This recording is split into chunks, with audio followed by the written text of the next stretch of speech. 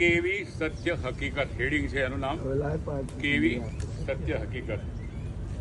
જ્યારે આપણે જીવતા હોઈએ છીએ ત્યારે આપણને લાગતું હોય છે કે આપણી પાસે ખર્ચવા માટે પૂરતા પૈસા નથી. સાચું તો એ છે કે જ્યારે મૃત્યુ થશે ત્યારે મોટા ભાગનું ધન ખર્ચા વગરનું રહી જશે.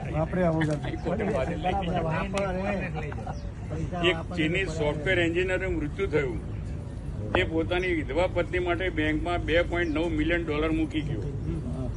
પછી પેલી વિધવાએ જવાન નોકર સાથે લગ્ન કરી લીધા.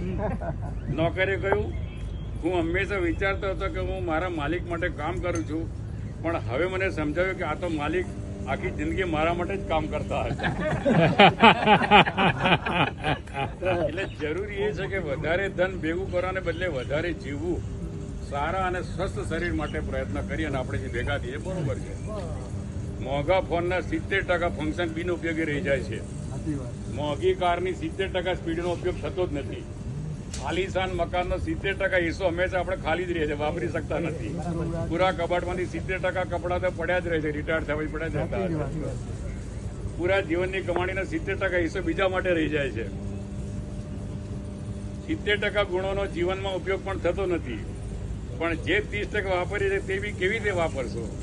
જયારે સ્વસ્થ હોય તો જ વાપરી શકો ને. એટલે સ્વસ્થ હોય તો પણ નિયમિત ચેકઅપ કરાવો, તરસ ના હોય તો પણ પાણી પીતા રહો, પોતાના અહમનો ત્યાગ કરો, શક્તિશાળી હોવા છતાં પણ સરળ અને સૌમ્ય રહો, ધનિક ના હો તો પણ પરિપૂર્ણ રહો, જીવનનો સાચો મતલબ સમજો.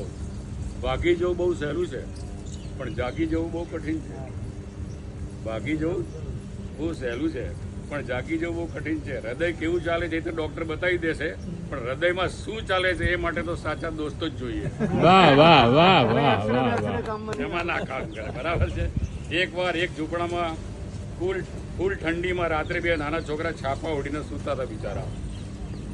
એમની પાસે ઓઢવાનો ધાબળો નહોતો.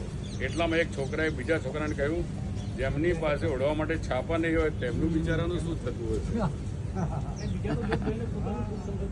જિંદગી કેવી જીવો છો તે નહીં, પણ જિંદગીમાં કેવું વિચારો છો એ મહત્વનું છે.